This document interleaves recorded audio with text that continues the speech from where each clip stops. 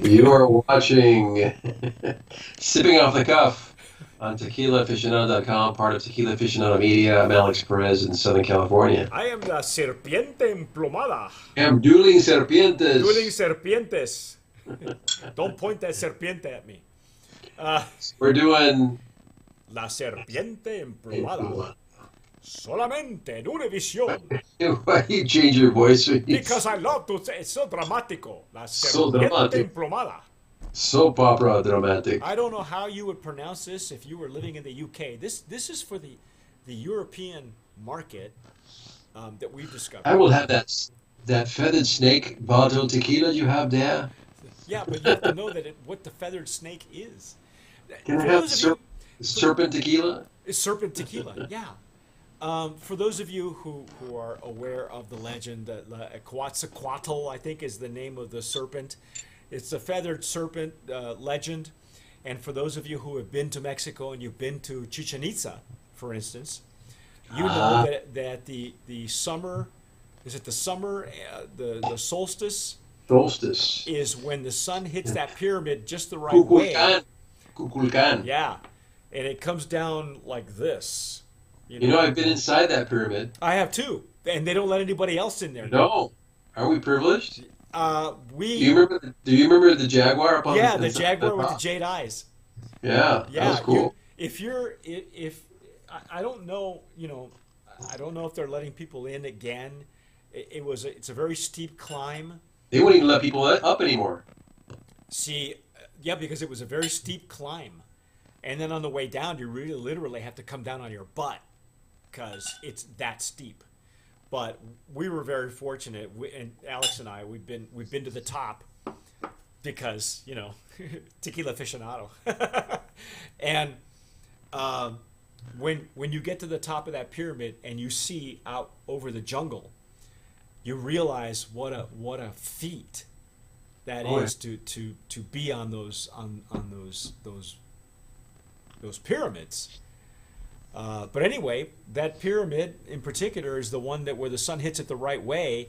You can see the shadow of the snake go down the steps, and then the head looks like this. That's right. The head looks like the serpent. That's right. So this is Alex. This was an award winner at the 2016, and I'll read that again because I just love mangling it. It's the Spirits Selection by Concours Mondial de Bruxelles in Brussels. Obviously, it won the gold medal last year, 2016. We're not sure which varietal won it. So this is the extra. That's the extra. We found an online retailer. There's no information that we got from Miguel Angel Vargas, who is the brand owner. There's no real POS or anything. Most of the information that you're looking for we discovered is on the label. Yeah, on the bottle itself. It's initially written in French, so we know that the European market was the initial market of attack for the brand. You want to do the honors, Alex? Well, we can just say. I mean, obviously they're reaching for the stars for all this stuff that you find in the nose and in the mouth and texture. But I think what's most important here is they got the pot still batch distillation, Right. and it's aged for more than 3 years in American oak. Yeah, pot still single batch distillation. So just to be fair, to let you know, it is NOM 1438. That is Distiladora del Valle de Tequila, which it makes Los Azulejos. It makes Siempre, one of our other brands of promise. At one point, they were making Agavales, which is very very popular here in Texas. And several other brands. It's a sizable maquiladora. They make several brands of really good ones. I would say they're comparable to La Cofradia, Alex. Probably, yeah. They got some decent brands coming out of there. Oh my! Oh whoa! So yeah, it's got a special nose. I smell like peaches and plums but not even dried. Not the dried. These are like almost fresh. Yeah, isn't that something? Yeah. It's like I've just walked past farmer's market.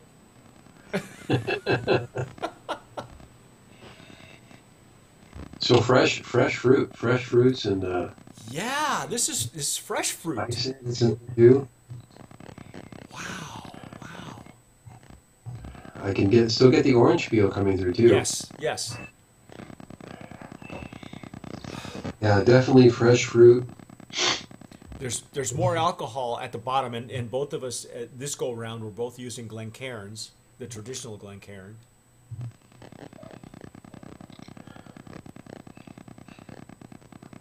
But yeah, it's got a lot of fruit in there. Wow, and it is not I wouldn't even call it a dried fruit, Alex, like some of the other extra añejos we get will have a lot of dried fruit, like dried plums, dried raisins, you know, things like that. This is almost fresh. This is like Right. fresh fruit. I'm getting some cinnamon there too. Yes. Spices. You're getting some spices as well, because the cinnamon seems to be a, a The standard. cinnamon is almost like a candied cinnamon. Yeah, yeah. Reminds me of those little candy cinnamon Like bears. the cinnamon bears. Yeah, yeah. Yeah. Yeah, it's not a red hot cinnamon, or it's not a, hot tamales or anything like that.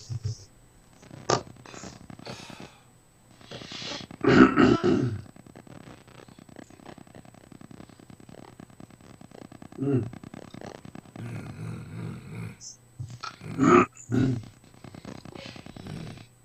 Wow.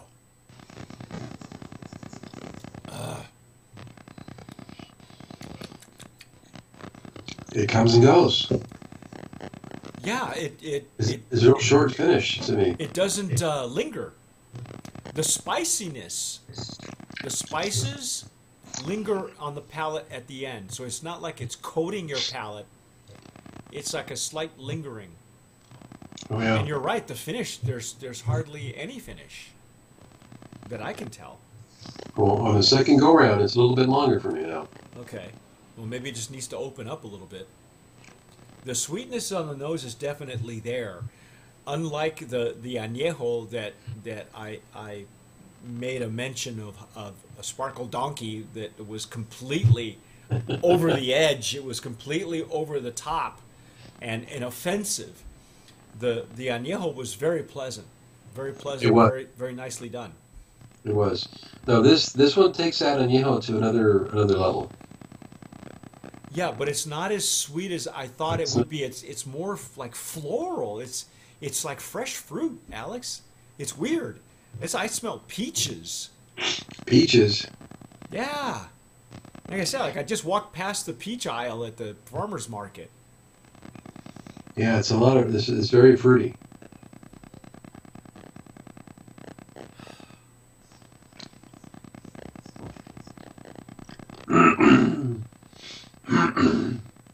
Wow. And it's not very heavy for an extra añejo either. Mm. 3 years contact with wood. It's almost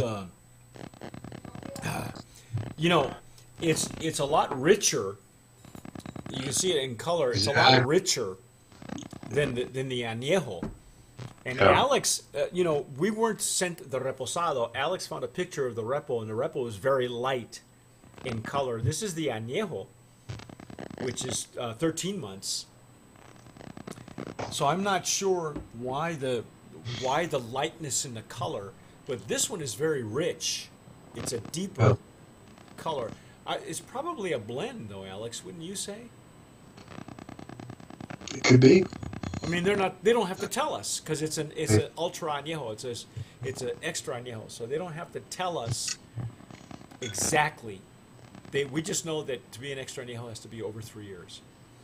But it could be a blend. It could be a blend of 3 and 5 years. The structure is, Alex. You know, you used to say or will say that it's got a great structure. But this one is a very light on the palate. It doesn't coat your palate as other extra añejos are known to do. Right. Because they're usually heavier. They're heavier. They're more syrupy. Yeah, or they're This more is it. robust. They're more robust. Let's put it that way. Um, this is really light, Alex. It's almost got the same kind of lightness as the añejo.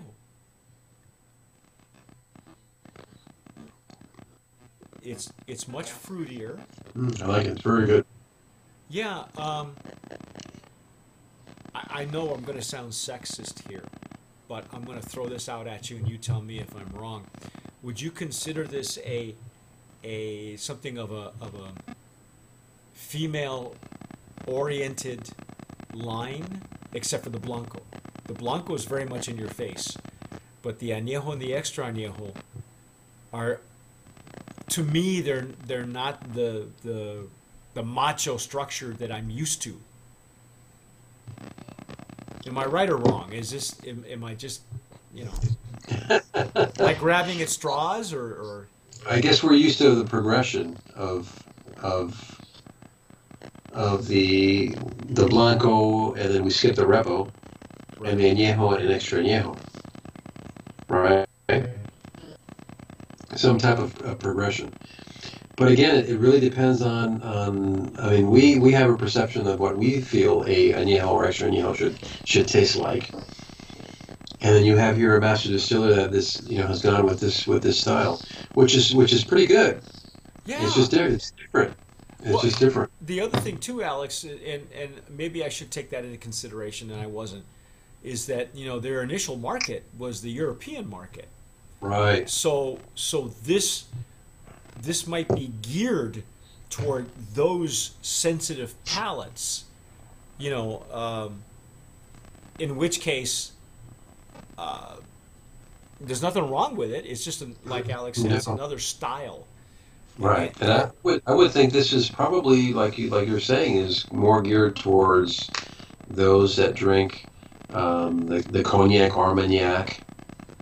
Okay. Yeah. Especially with seeing it looks like France is probably a main market for them. So that's kind of where I see this type Okay. of style. Okay. Kind of that. Because especially because of the fruit Yeah. that we're getting Yeah. out of here. Is very Fruit fruit forward. you're getting out of a cognac and Armagnac. But there's no dryness like there is in a cognac, though, Alex. That's the thing. I don't taste a dryness like there would be in a cognac or a bourbon. For those of you who are in Texas or the Bourbon Belt watching us, um, there's not a dryness like there would be in a cognac. This is almost like a wine, you know. And not that that's a bad thing. I, you know. What do you think? Brand of Promise? Very good. I like it. I like it. It's different. It's different. It's different. It's a different animal. And I like that. I like the different expressions that separate yourself from the other extra añejos. Hmm. Because again, we usually have a set of what we can imagine, especially when you're looking at a bottle this dark. Yeah. You're thinking, okay, this is gonna be real syrupy, you know, heavy on the palate. But actually, that's just very good. Yeah. It's not a. It isn't the añejo and the extra añejo are not what I would, if you're looking for something to pair with a cigar, if you lean toward that, I wouldn't do it with these because they're too sweet. What would you do with these, Mike? I dessert after dinner. Uh-huh. You said that the añejo was good even during dinner, even with your food. Sure. I mean pairing. I think pairing with these tequilas would be okay. And pairing not just like fruit and cheeses and things like that, but you can actually, pair certain dishes. Yeah. You know, I I would even love. You know what I would love with this extra añejo? what's that? Some type of Stilton or blue cheese. You think so? Really? Oh, the No. blue cheese maybe. Yeah, yeah. or even the still. Yeah, you're right, Stilton. This 'Cause, is almost this. And look, if you look at the bottle, it looks like a wine bottle. I think this is what they were probably going for. They were going for a wine kind of look and feel and flavor, and maybe that's what this is about. Because it really does. It really, for a tequila to have this much fruitiness and aroma, the only one that has that agave punch is the Blanco, and of course the Blanco's at 44 ABV. It's 88 proof. But these two, Right. the Repo and Anejo, they're almost like wine, Alex. I mean, that makes more sense to me now. The difference too. I mean, look at. Oh yeah, We're yeah. talking another couple of years. We don't know. I mean, we don't know. We know it's over 3 years, with the extra Anejo, but we have no Yeah. idea. They don't they don't have to tell us because that's what the normas say. They can be 3 years and over, or it can be a blend. It is very light on the palate. And I think, Alex, for that reason, probably you're right. Would pair well with it wouldn't linger and coat on your palate, so you could pair it with, like you said, cheeses and things like that. They wouldn't actually they wouldn't clash, Right. which that's not a bad thing.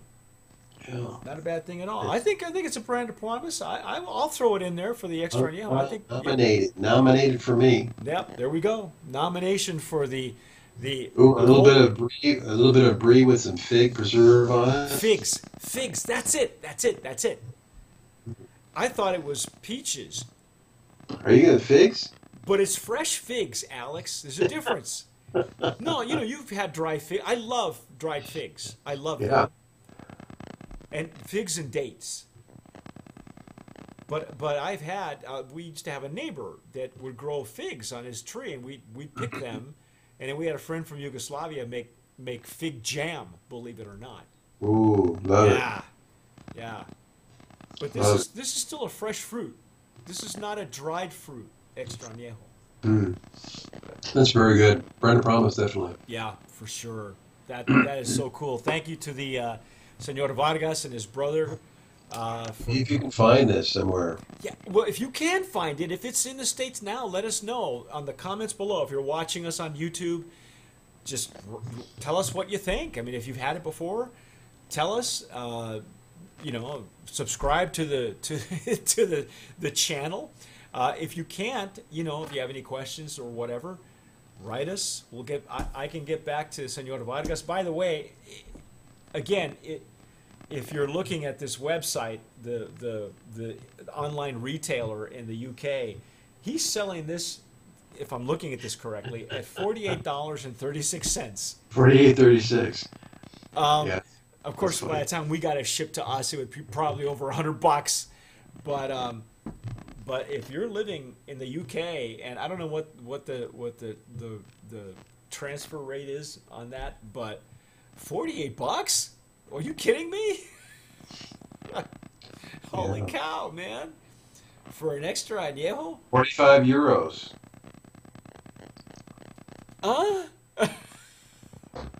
Or If you're living in the UK, buy 38 buy pounds. 38 pounds. 38.93 pounds. 48 sterling.